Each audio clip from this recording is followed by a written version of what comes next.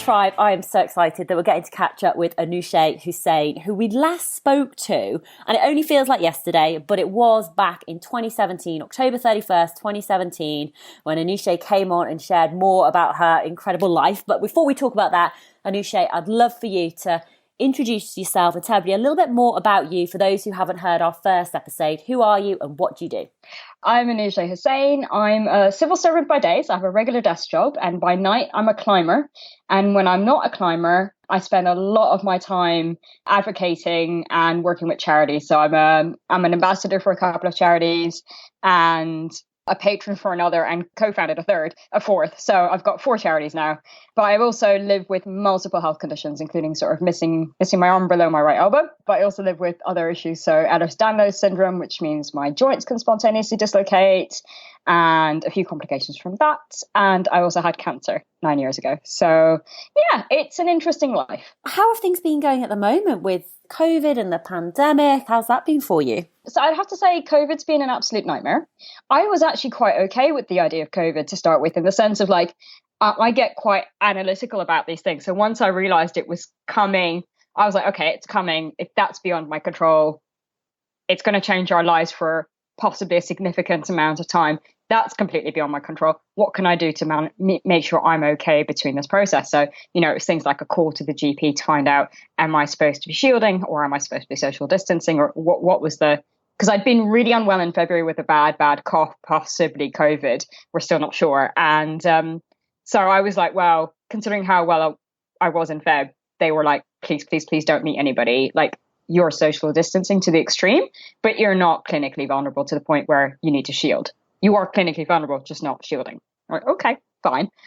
So I ended up going from living with my flatmate in my flat and sort of my fiance coming around every now and again to suddenly living on my own, because he stayed at his and caught COVID, of all things. But then I thought, great, this is the first time I'll have lived completely on my own, not in a flat share, not with my parents, since I used to live in Brussels for my bachelor's degree, sort of back in 2005. So I thought, do you know what? This is a super opportunity for me to actually see how I manage. Like, are there tasks in the flat that I have a cleaner who used to come around, and I was like, well, there are things I just gave to her to do or gave to other people to do to help me out in the flat because I live such a busy life. But now that life was going to get less busy, I wasn't going to be commuting or climbing. Or the tasks I was genuinely struggling with, and therefore could feel less guilty giving them away to people. Do you know what I mean? Like, from an ability perspective, is there genuine stuff I could say, right, this is beyond me? And I was thinking, but there's also things I could start doing which I never used to really do, like mopping, or, I bought Henry the Hoover, and I was loving the fact that, because he's got such a smiley face. And so, basically I thought, oh, this is going to be such an empowering experience. And then first week into lockdown, I dislocated my right knee and suddenly became immobile. So yeah, lockdown became horrific from then, because I couldn't walk on my right leg. I've had to buy a pair of crutches to use in the flat. And I still, 12 weeks on, I'm not much better. Trying to sort out GP appointments and MRIs when you can't meet a GP face to face. And all the MRI machines are being sent off to the NHS for COVID patients means you just don't get an appointment. Then I managed to get a blood clot in my other leg, and there's been a lot of issues around why that's potentially happened, and we're still investigating that, unfortunately. Picked up a massive infection, which had me in A&E with nearly septic, and then that was like 6 weeks ago, and then a couple of days ago in A&E with sort of massive lung pain, and now I've got like inflammation on my rib cage, so it hurts to breathe, let alone like cough or anything else. So it's been fun. It's gone from an empowering experience to an incredibly disempowering experience, because I'm now struggling to walk, and it's a bit upsetting, but at the same time I'm like, okay, I have been in positions where I've struggled to walk before. This isn't new, but admittedly it hasn't been this bad since I had cancer, in terms of sort of the loss of physical ability at the moment. So yeah, it's bringing back some pretty bad memories at the same time, but at the same time I'm like, well, do you know what? We're still in lockdown. It's not like I have to commute to the office yet because I'm working from home. I've still got time on my hands to sort of get back to some level of fitness once my body is okay with doing that. She just needs to give me some sort of green light in the process. Because exercise is a huge part of your life, and especially climbing as well, and going out to the wall and climbing. How have you coped not being able to use that to help manage all of the feelings and everything else that you're going through? Climbing for me is not just even about managing my feelings. It's actually the thing that activates my muscles to keep my joints in place.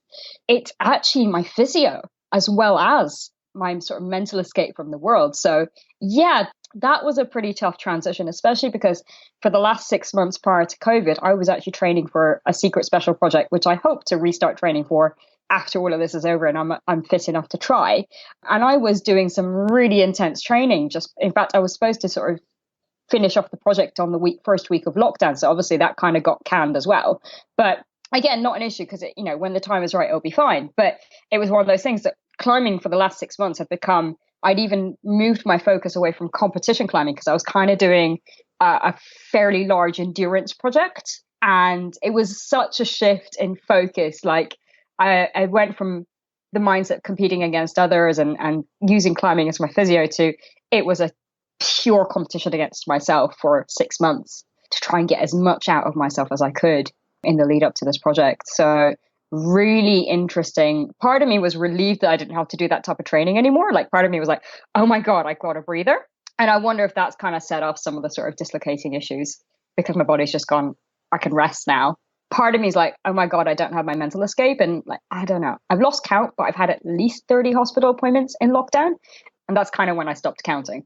And climbing is kind of that thing that grounds me. So I miss, it's where my social life is. So I miss that. I miss being grounded at the wall, actually. That's probably the biggest thing. I miss just being able to touch, even if I can't climb right now, even if I could go there and just touch a climbing hold, I'd be happy. There's been so many setbacks, so many obstacles that you've gone through and are going through. How do you maintain your positivity and how do you get through them and keep moving forward? It's a delicate balance. I would definitely say I let myself melt down whenever my body and my emotions want to come out like that. I am not scared of going, this is an awful day and I'm going to cry in a corner with some chocolate and some oatcakes or something because carbs and fat are the only things that are going to work on that day. Ice cream and chicken wings are also just as appropriate. I definitely am aware that this is an incredibly overwhelming time, not just because, I've been very unwell, but also, it's COVID. Our lives have changed. Our routines have changed. It's overwhelming for everybody and everybody will be having their own personal circumstances that are overwhelming to them. But for me, it's always about remembering that, okay, I might be hopefully hitting rock bottom and now bouncing back up. But at the same time, like I've been there, I've done it before. And I know it's about just building it back up slowly. So last couple of weeks ago, was it last week even? Yeah, last week was great. I managed to actually get out and do a whole mile of walking on crutches still, really slowly. It took me 45 minutes, but it was amazing the fact that I could even do that type of distance.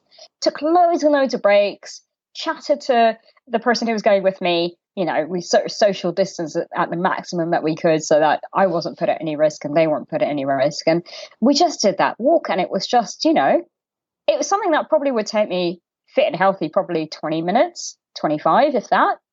So it's kind of like, but, part of me is like, oh God, it's taking me this long. But part of me was so super proud. And I think it's that part of me is like, well, okay, my baseline is incredibly low right now. And I could choose to be depressed about that. I could choose to go, oh my God, I can't do this. Or, oh my God, I can't do that right now. But I can also go, do you know what? Today I fed myself 3 times today. I had really tasty food. I was able to walk 1,000 steps today. I managed to, wash my hair today because, that's been a little bit difficult on some of these days due to mobility issues. And do you know what? I will celebrate those things. And I think it's about that. It's about really clinging on to what you still have left. And one of the big changes that we were chatting about just before we started recording was congratulations are in order because you are engaged to be married. So I'd love to hear a little bit more about that and what's happening with your fiance. So yeah, my fiance, we met at the climbing wall, funnily enough, in competition. I'd gone to a competition injured but determined to still go and rank for that year and was kind of just having fun with the day and mainly sitting on the floor. He turned up and introduced himself as a brand new climber in London.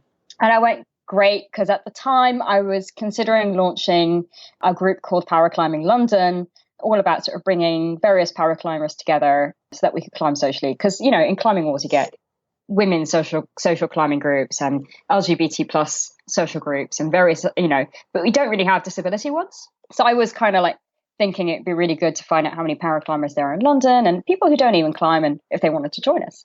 And so I let them know, like, you know, I'm launching this soon, just join. Because if you don't have any climbing partners, which he didn't, and yeah, we just climbed together and there was nothing in it. And then we ended up at a national comp in Sheffield and I had to miss my train to attend the finals because the sort of competition was really overrunning.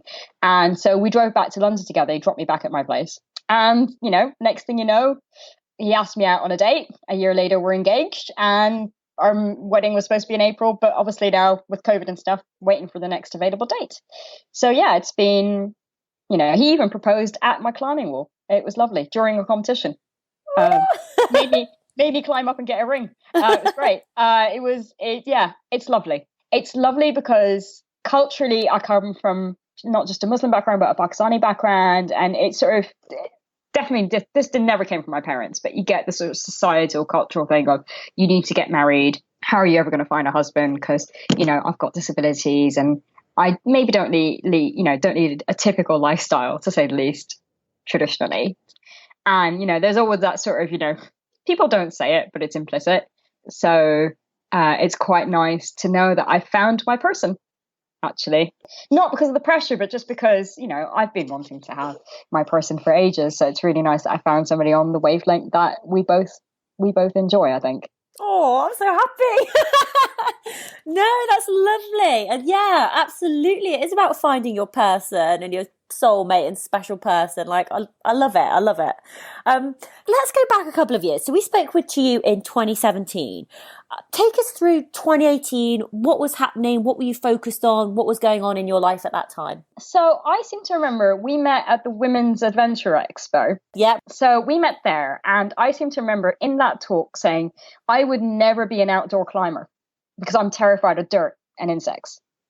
In fact, I wrote a blog about it for the Women's Adventure Expo, not soon after that particular talk. Well, I went out and outdoor climbed that next summer. I had my first proper outdoor climb the next summer. It took, I think in January, I talked to a couple of good friends of mine and sort of went, yeah, I think it's time to go outdoors. Little did I know that they'd been waiting for me to say yes for about a year. So they'd already planned where I was going ages before. They'd already been scouting places. They'd already one-armed climbed them to make sure they were doable and check the logistics of, you know, me being able to get there if I was particularly unwell on the weekend we chose to go. So yeah, that happened. I had a film crew following me and everything because we wanted to document the whole journey.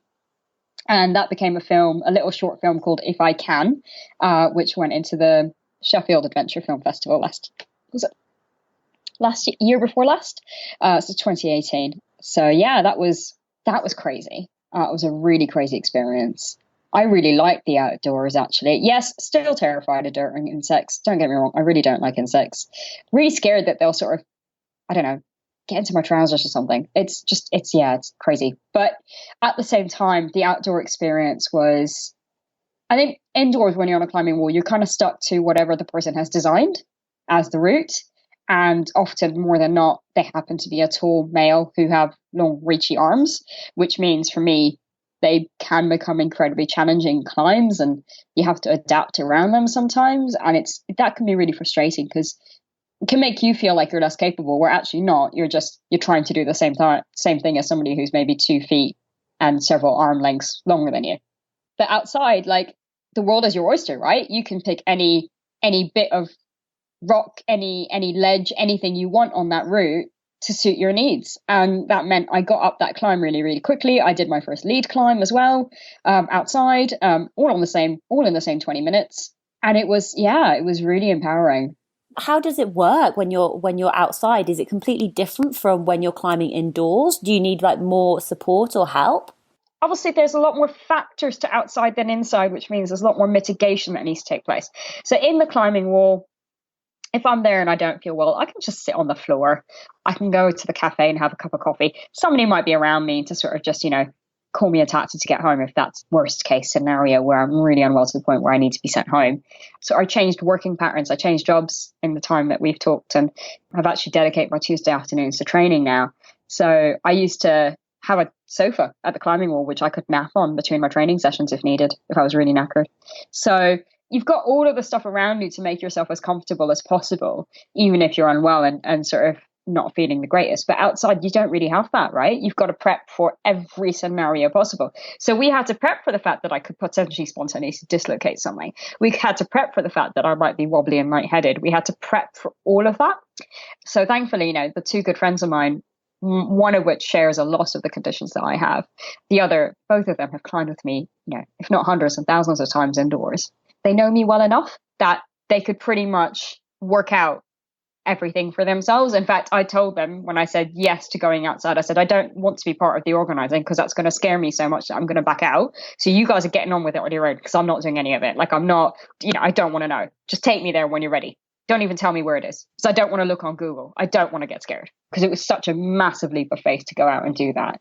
And yeah, I was actually unwell the weekend we did it. I was really struggling. There was a real chance we were going to have to call it off the morning we got to Dorset because I was just not looking great. But we finished it, did the climbs quickly, and next day went back to London, and that was it.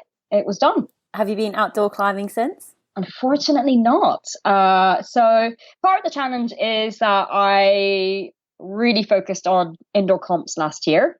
And as a consequence, it's kind of quite hard because your indoor season starts for us in September and you have a competition a month from then. And the problem with that is if you have to, obviously with indoor comps, you have to sort of train to peak at a certain time of the week and sort of make sure you're recovered in time and all the rest of it. And sort of planning an outdoor trip in between your training cycles is just, for me, a bit too challenging. I think for somebody who's fully healthy would be quite easy to do and you could incorporate that. But for me, I'm managing a lot of different issues, including a lot of fatigue and sort of eating issues in terms of sort of how much I can digest on any given day. So with that, it meant I have to be really strategic about how I use my energy, both my physical, but also my emotional energy. So we realized it just wasn't really possible. And then the plan was to actually go out this summer because with all the training I was doing for this endurance project, we realized I'd be well and truly able to go outside. And I'd also decided that this year I was going to I was still going to go to nationals, but I wasn't going to train for them. I was just going to go and have fun because I decided to sort of just take a bit of a breather from nationals and just enjoy climbing for what it is this year. Obviously, COVID has thrown a bit of a wrench into that, and my health means now I'm just really not able to climb at this stage. But I do hope to get back out again when I'm able to. How did your indoor season go in 2019? Yeah, it went okay. I had to miss a competition because I wasn't well. I went to the others, I think. But I can't remember. It seems like so long ago. I did end up ranking third in my category in the UK. So I'm currently third in the UK. So in my category. So that's not bad. That's amazing. I'll take that. Yeah, it's a bit disappointing because I think I could have done better. But at the same time, it is what it is. Reflecting back almost over the past 3 years, have you noticed any change in paraclimbing and the amount of women getting involved in climbing? Do you feel as though there's more role models out there? I mean, I co-founded Paraclimbing London in how long have we been going now? We've been going 2 years now. So in fact, January 2018, Feb 2018 is when I co-founded it. I sort of had the idea and the setup, and then a friend of mine joined, and together we take care of Paraclimbing London, and we even have a team supporting us now as well, volunteers. I mean, the face of national competitions has changed because we bring forward a full contingent of climbers to the nationals now. We haven't done an official count of late, but we've got somewhere between 100 and 200 para climbers in our group just for London. We had our work together with an organisation called Blockfest who do these bouldering comps around the London area, and we launched a Para Blockfest last year, and we had 55 para climbers turn up. That's more than any national comp that I've seen. The paraclimbing scene has massively changed. There's so many more people getting involved, either people who maybe they have their own medical conditions or disabilities and maybe thought climbing was beyond them, and then when they tried it, showed an incredible amount of talent, and we've sort of supported them through that. And that's across the country, right? Not just in London, because there's lots of different paraclimbing clubs that are now sprouting up. But also, I'd say, there's probably more women are feeling brave to try this type of sport. We're still sort of quite short on the ethnic minorities, I would say. I think we were counting, a friend of mine and I were counting, there's only I think possibly 3 women from an ethnic minority in paraclimbing London at the moment that we could count off the top of our heads. There's a couple of guys as well. So, quite small proportions there. But, it is what it is. It is growing. There's also a lot of people who would have considered themselves able-bodied, but suddenly realize they qualify as paraclimbers and they feel more welcome as paraclimbers because we just have I think we're just a bit more, we're very inclusive in how we do things. So there's no pressure when you come to join our groups. There's no, it's just a lot of fun. And as a consequence, people don't feel, I know I've been to women climbing groups before, just women climbing groups, able-bodied ones. And I felt quite sort of like I had to perform, that a lot of people might have been staring at me or thinking I was an inspiration just because obviously I have 1.5 arms and visibly have issues. And while I appreciate that, it can put you under a bit of like mental pressure and get quite sort of emotionally draining. Whereas in Para London, we honestly couldn't care less whether you climb or not. Just turn up and have fun. Getting a group that size together is incredible. Like that's huge. Yeah, the launching Para Blockfest last year was it was a lot of effort. But it wasn't just about the competition. It was the logistics behind the competition. It was making sure everybody was in the right category. It was making sure people were okay through the day. Like, I think of the 55 that competed, I knew 54 of them either because I stalked them on Instagram or whatever to check that they knew which category they were in. Because some of them had put themselves in the wrong categories, and sort of having looked at their Instagram, I went, no, those guys are definitely in the, because it can get really, so the categories can get really complicated. Yeah, it was fantastic though. The vibe of that day was incredible. And people are like, we've set the benchmark for a really good competition. So people are asking us, when are you going again? And we were planning to go for this year, but again, obviously we're having to wait for things to be safe. Frankly, a lot of paraclimbers would be in the sort of more vulnerable categories anyway, in terms of COVID. So we have to just play it very, very safe right now. What are your dreams and ambitions for it? Do you have a vision of where you want to take it, what the ultimate goal would be? So in case, when we speak again in 3 or 4 years' time, we'll be able to look back and be like, yeah, I talked about wanting to do that. And then look, this is how far we've come. I think probably the main thing would be, because we've already got Paraclimbing London members competing nationally. We've got several of our Paraclimbing London lot in Team GB right now. So it's not like we've really got it. It goes from grassroots to elite level. We cater for everybody in there, and we have spotted some grassroots people and sort of encourage them to go elite because they've got the potential for that. So I think we've covered that, and we've managed to get that done quite easily, actually, surprisingly. But then I would love to see Paraclimbing London become more diverse in the type of population we cater to. So I'd love to see more people with mental health conditions who feel that maybe climbing is really difficult for them, say anxiety, depression, neurodivergence. We have quite a few, but it'd be really nice to see a lot more of them turn up because we're able to cater for that. We just listen to what everybody needs and just sort of try and manage with that. And we try and get like a spare room at whatever climbing center we're running the session in, or spare sort of resting area. So people, if they feel a bit too anxious or they just need to go chill out a bit, that area is for them, for anybody who needs to chill out. So we try and really do cater a bit more for everybody. I'd love to see more people from ethnic minorities in climbing as a whole, but especially in paraclimbing London. There's just, if they're saying 20% of the English population has a disability, then surely we've not reached a lot of them through climbing or paraclimbing London. I loved what you were saying earlier, when you go to the wall, and it's not necessarily about climbing, it's just about sort of being there. And if you're not feeling it, you can just sit there and watch and do that. I think that's just so amazing for people to have that opportunity to be surrounded by people who understand, but also aren't going to pressure them to, come on, you've got to do this, and they can just take it at their own pace. Yeah, I've had members who've, messaged me ahead of a session. We run sort of smaller sessions and bigger sessions, and this was going to be one of the bigger ones. And they weren't really feeling it. They'd sort of messaged me, a couple of days before going, not sure if I'm coming or not. And I went, you know what? No pressure. If you want to come, come. Even if you want to come, I'll be the one get you the cup of tea. You sit down and I'll just get you the cup of tea. Doesn't matter. And if you fancy climbing, somebody will be there to belay you. Not an issue. You don't even have to worry about belaying.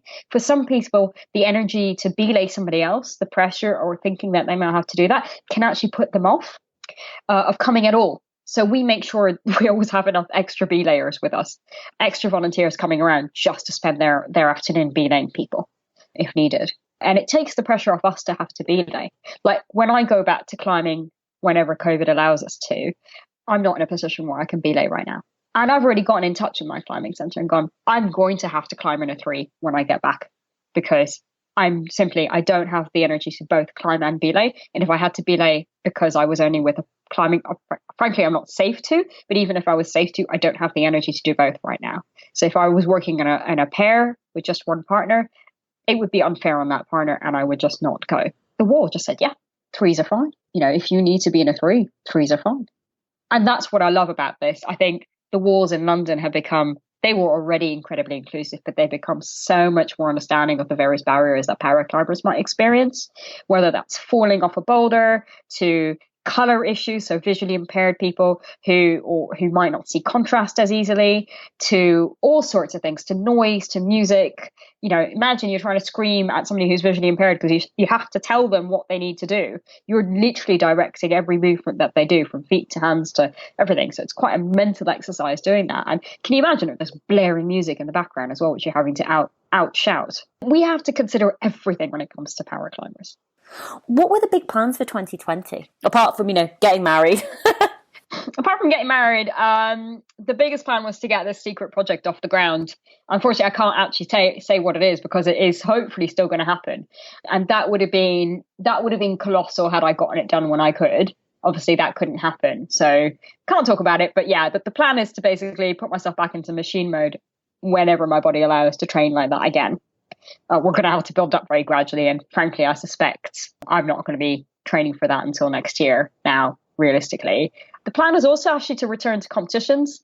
Our comp season was meant to have started in this month. I think it was meant to be the first competition. If not, it was late last month. So, we'd planned our wedding and our honeymoon to be back in time to carry on training for comps. The plan was to actually do all of them and carry on ranking and just enjoying comps, not from a competitive perspective, but just to almost review my relationship with climbing and just take the pressure away from it completely and go, do you know what? I'm just going to climb for the love that I have of it and just take all that pressure away for a bit. So yeah, and I moved that pressure off to that secret project anyway. So that was great. So that was kind of the plan. Obviously now with comps at the moment, competitions are technically still going ahead in September, obviously all under review with COVID. But frankly, there was a hope with just the dislocated knee that I'd still be able to compete by September. But with all the other stuff that's happened now, realistically, making the trip, because the first one would have been in Scotland and the next in Wales, realistically, even making the trip would be too demanding at this stage, let alone climbing, let alone being fit enough to do anything meaningful. So yeah, we sort of kind of made the decision last week that, you know what, even if the competitions do go ahead, I'm going to be on rehab for most of this year, I suspect. And again, that's not an issue. You learn so much about yourself when you're forced to work in a very different environment. Climbing is all about trying to conserve your energy. And when you don't have so much energy, your climbing technique improves a lot because you're trying to find the best way to do something with as little energy as possible. So actually, I'm kind of looking forward to the rehab because if anything, I'm going to basically probably get better as a climber because I'm going to be working on trying to improve my technique as much as possible so I don't have to use power while I don't have it. Absolutely. I mean, silver lining. I know, again, it's a choice to really go for that silver lining. A lot of people would probably go, oh my God, I'm in rehab for the next 6 months. And oh my God, this is so boring. And trust me, part of me will do that. I will totally not be happy with the rehab as well. Trust me on that. But at the same time, I am really choosing to grip on to the good things about this in as much as possible.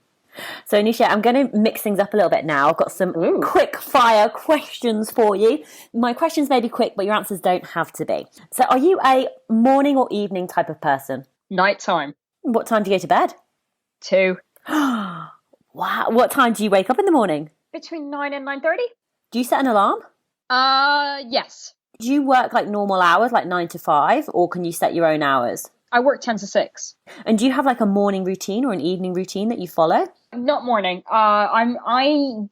Climbing is my routine. So when I was climbing and training, that would make it, yes, I had to have breakfast at a certain time. Yes, I had to have lunch at a certain time. And yes, I had to get the carbs, the protein, everything into me. Do you see what I mean? I had to make sure I was really well managed. But obviously now that training is not happening and I'm not really fit, I just let my body do what she wants to do right now. Because I'm on a fairly chunky full of medications at the moment, which means my appetite's a bit special. So I just go for whatever body wants right now. And if that means she wants popcorn for breakfast and ice cream for dinner on a couple of days, that's okay. I will also have really healthy lasagnas with chock full of veg and snack on celery because I love celery. So don't get me wrong, it's still relatively balanced. But I am absolutely somebody who believes in like eating all those treat foods and enjoying them for what they are. Do you drink tea or coffee? Both. I'm a caffeine addict, unfortunately. Real, like, serious headaches if I don't have it. I went cold turkey with coffee for 2 years until I fell off the bandwagon in October. And I went decaf tea as well. I've since had to move to dairy-free milk, which meant drinking tea as a whole kind of stopped because I don't really like black tea with dairy-free milk. And then I was allowing myself this year, as my New Year's resolution was to be kind to myself. And one of that was going to be allowing myself 1 thermos of coffee a week, whether I needed it or wanted it. And I could choose when I wanted that cup of coffee on a given week, as long as it wasn't around training because it makes me tremble on the wall. But unfortunately, I got diagnosed with a blood clot 2 months ago, and caffeine's not okay anymore with that particular issue I have right now. So I am now back to I'll have the odd decaf coffee when I'm having a bad craving, but that's it for the moment. Not by choice. If I could drink coffee, I would live off the stuff. What about a movie? Do you have a favourite movie that you enjoy watching? God. Or have you binge watched anything on Netflix or Amazon Prime? Oh God, yeah, I'm a total binge watcher at the moment. I binge watch a lot of different things actually. So I'm a real fan of medical drama. So as a teenager growing up watching ER or now Grey's Anatomy, I'm also a really big fan of sci-fi stuff. So I'd say Star Trek. All of the Star Treks are my favorite. I know most of the aside from the original, I know almost all of the Star Treks off by heart now, having watched them that often. What about a book? Do you have a favourite book that you enjoy reading, or is there a book that you've recently read and really enjoyed? And that could also be like an audiobook as well.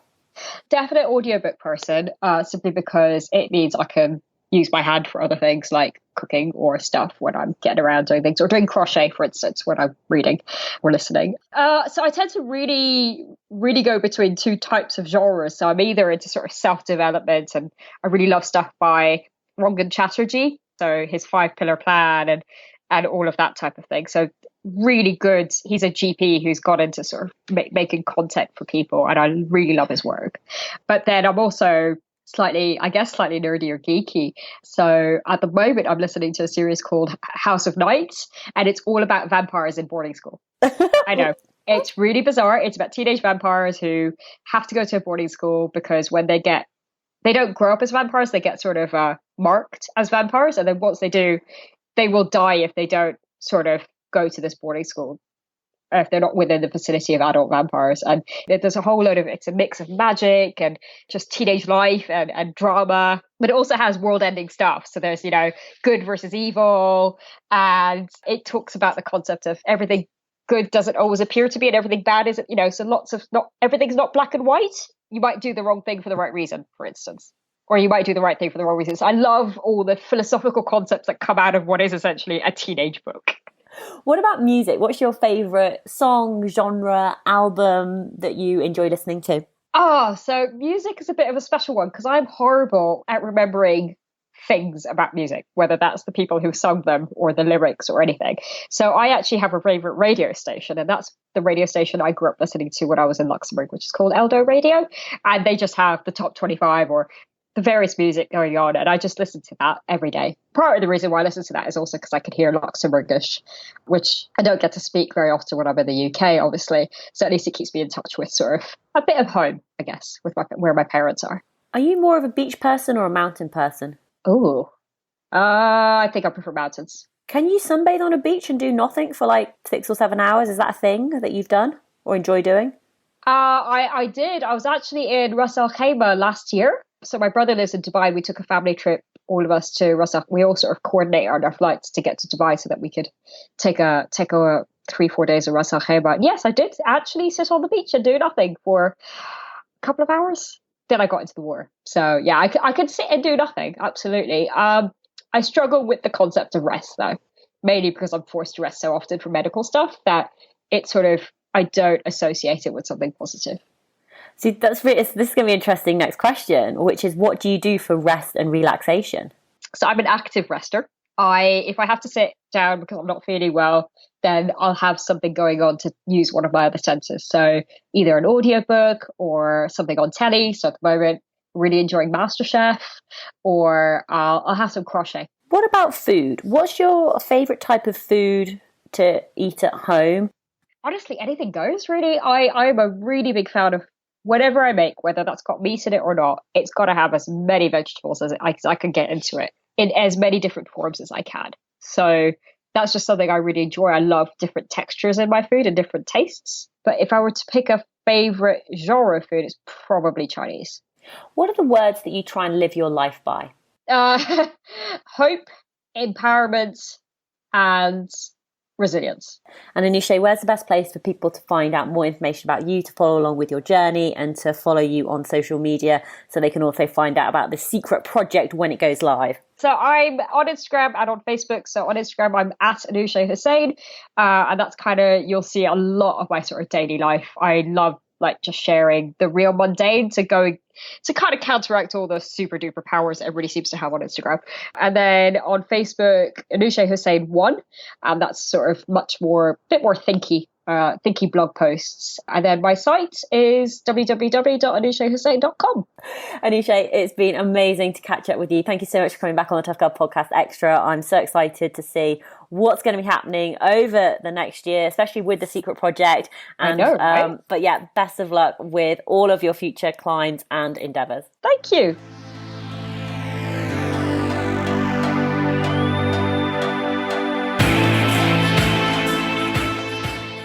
Hey tribe, I hope you enjoyed that episode with Anoushé. What an absolute legend. I always think it's fascinating to go back and speak with our previous guests to see what they've been up to since we last spoke to them. Everything that we have talked about today will be available in the show notes at toughgirlchallenges.com. So we first spoke with Anoushé back in October 2017. I just want to give you a couple of podcast episodes that also came out around that time, and this will be especially interesting if you are brand new to the Tough Girl podcast. So you can go back and take a listen to Melissa Yuri, who's the second woman to ever finish the Epic 5, which is 5 Ironman on 5 days across 5 different islands in Hawaii. We also spoke with Zoe Langley-Wattham, who shares more about her walking adventures, including the Southwest Coastal Path, the Wales Coastal Path, and Offers Dyke. We spoke with Jen Bricker, who's an accomplished acrobat and aerialist born without legs. Della Parsons comes on the Tough Girl podcast to share more about how she quit her job and changed her life by sailing around the world. Laura Kennington, a British adventure athlete, comes on and shares more about her passion for the endurance capability of the human body. Megan Hine, she's a survival expert, expedition leader, and adventure catalyst. We also spoke with Adelaide Goodeve, who shares more about recovering from chronic fatigue syndrome and going on to become an Ironman. I also share my episode of Through Hiking the Appalachian Trail, so walking 2,190 miles in 100 days. That episode came out on the 19th of September. Alex Mason is on the Tough Girl podcast, who's sharing more about when she quit her job in 2015 and through hiked the Pacific Crest Trail twice. So there are so many amazing episodes for you to go and listen to. So if you go and visit toughgirlchallenges.com, you can find all of the information on the website. There's also links to Patreon. Patreon is the way that I fund the mission of the Tough Girl podcast. It's how I have started to pay myself a small wage every single month, and it's how I fund to do what I do through the financial support of patrons. There's just under 300 patrons supporting the mission at the moment. And if you'd like to find out more about supporting the Tough Girl podcast and my mission to increase the amount of female role models in the media, it's very simple and easy to do. Go and visit Patreon, patreon.com/Tough Girl podcast. When you go there, there'll be a couple of options for you to select from. You can support from $2 a month, $5 a month, $10 a month, whatever it is that you can afford monthly. If you can subscribe from $5 a month and you're a female, then you are invited to join the closed Facebook group, the Tough Girl Tribe.